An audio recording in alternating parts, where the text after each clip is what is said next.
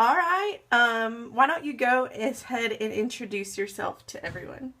Hey, I'm Chamaine Brooks. I'm a family physician in Pembroke, North Carolina, which is my hometown. Okay, cool. And we've known each other for like almost. We've known each other for probably 6 years. We met in Florence when I was starting my residency at McLeod in Florence, South Carolina, Okay. and now it's been almost 6 years. Okay.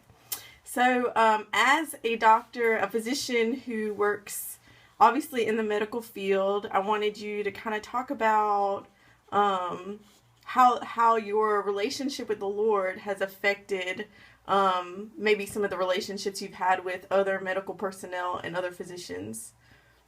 Oh, okay.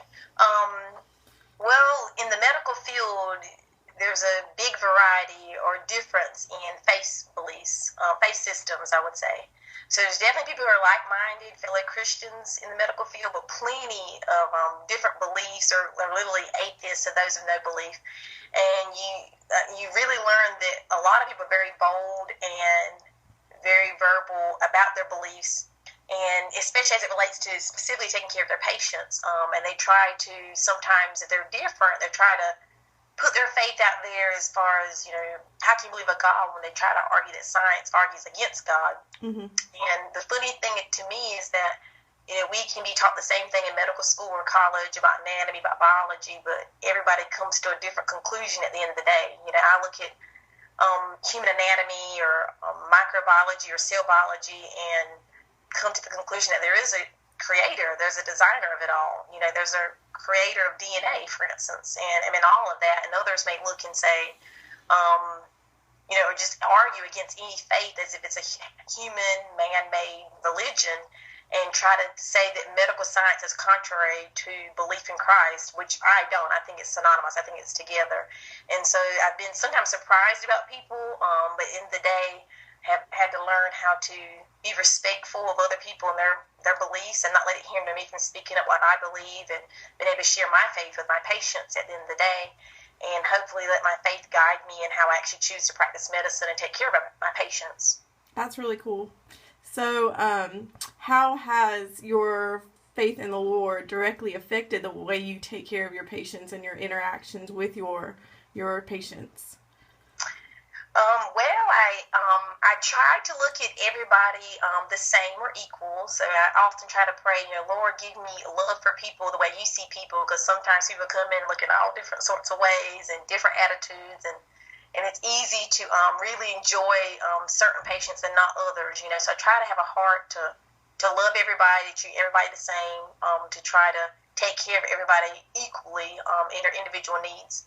I try to be very positive, encouraging to patients when they come with maybe chronic diseases like hypertension or diabetes or even depression, and try to give them hope and encouragement in taking care of their disease and not have such a fatalistic viewpoint sometimes.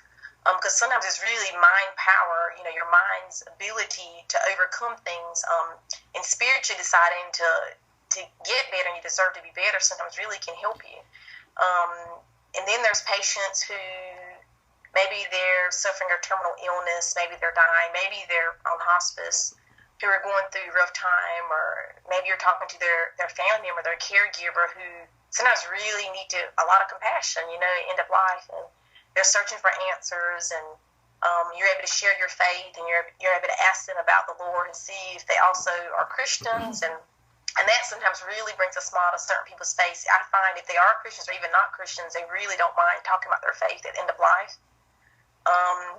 So in that area, you really can impact others. They're coming to get not just medical advice, but they're really just getting. I try to give life advice and share love with them. And then there's a population of maybe teenagers, especially teenage girls, I find, who are very sexually promiscuous, for instance, and I try to use that window of opportunity for teenage girls to not just give them medical advice, on healthy sexual behaviors, and really give them, I think, spiritual advice and how they don't really need to be having sex anyway, and talk to them about how, God designed their body and their brain to not to have to deal with frustrations or complications of sex when they're just not ready for it, And I really have not had anybody to to be alarmed or to be upset with me. They all seem to, you know, think I'm being respectful or hoping the way I'm discussing or having a conversation with them about the Lord, you know, but I'm hoping I'm making a difference and maybe planting seeds, because I never know what maybe their parents are teaching them or what their background they are, and maybe what their friends are teaching them. So I'm trying to hopefully plant good seeds or what have you, even at work with my patients. And it even comes down to how you treat your staff and the nurses or what have you, how you treat your other coworkers. Sometimes things can get kind of frustrating, and you have to try to treat people the way you would, Christ would have you treat them. You know what I mean, at work. So it can get frustrating sometimes, but you try to do the right thing. You know. That's good. That's good. And I'm sure you are making a difference, girl. So. Back to the point about how you talk to the girls about God's plan for them and how they're special. I know you're 31. You don't look 31, but hair curl, I look younger. You're so silly. But would you talk to these women about how, for a while, most of our relationship that I knew you were single. And would you just share a little bit about that?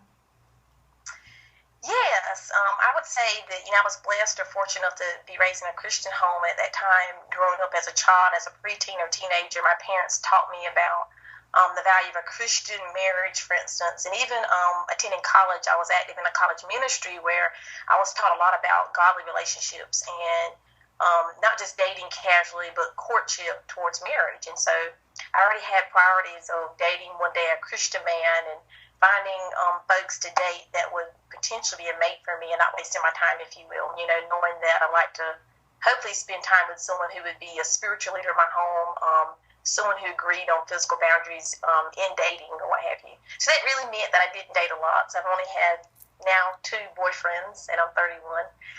So I didn't believe in just casual dating just for fun, but really intentional, purposeful dating. Good. Have you ever faced a challenge where your faithfulness to have those convictions could have been compromised, or you saw, you know what I mean? Yeah. There was this one time that you're aware of when I was a few years ago, but when I kind of got involved with somebody, I don't even know what the label was. It wasn't really a real relationship, but still I was involved with somebody who wasn't a Christian, actually. And it just became a tangled web, and I knew from the very beginning that it wasn't what God wanted from me. It wasn't His will. But things took place, and we spent time together for a period of time, and I knew the Spirit was prompting me that I needed to end that relationship, that it wasn't what God had for me, that if I would pursue that relationship, God's it's full abundance what a married life should be like, and marrying a Christian man and what that would entail for me wouldn't be there, and I'd be basically settling and not really experiencing God's will for my life and what I prayed about, what my parents had prayed about, for my life. And, had to give that up and walk away from that relationship or what have you, what it was. And then the Lord, actually blessed me through that. And it was actually a tough time at one point, but I just remained faithful that one day He would bring me the right person in my life. I didn't have to hunt for Him, but He would, find me. And, now I'm actually in a relationship. Actually, I'm in an engagement right now. Just got engaged a few days ago. And, several months ago, met a man who actually went to my church for several years. I just didn't know him, but met him, and it was just amazing how God provided for us, or just how God's blessed our relationship. He's also a Christian man who wants to glorify the Lord and seeks after God's will, and also believes in intentional dating. And we were so compatible. It was just perfect.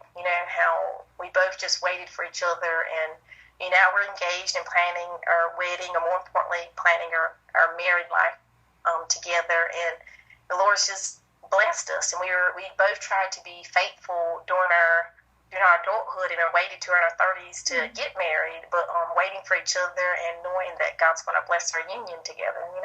That's awesome.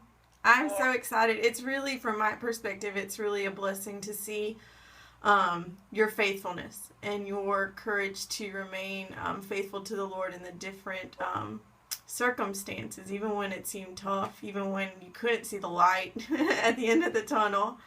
Yeah, there were definitely times I wondered, oh my God, when am I going to find find this right man, and when is he going to come along? And just wanted to have that type of relationship, because I saw other people finding good relationships or getting married, and wondering when it was going to happen, but just knowing that you just wait on the Lord's timing, things work out in His timing. And it's just funny looking back how the timing of even me and my fiance now getting together was just perfect. I can't imagine it happening any other time. I feel like I wouldn't have really been ready, even if he would have pursued me a year or two earlier. You know, so the Lord taught me a lot, even in the time that He first noticed me, by time it took for Him to notice me and to, I guess, ask me out, if you will, during that time. I know the Lord was working on me, and the Lord was working on him to one day be the husband and wife He's called us to be, you know. That's awesome. Well, I appreciate you sharing with us and your openness and your faithfulness. And I love you, and I hope I get to see you soon. Okay. I hope you ladies enjoy your conference. Me and Christina's been great friends, and you are a treasure to have her. She's a jewel. And I love you dearly, Christina. Thank you so much, hon. All right, bye.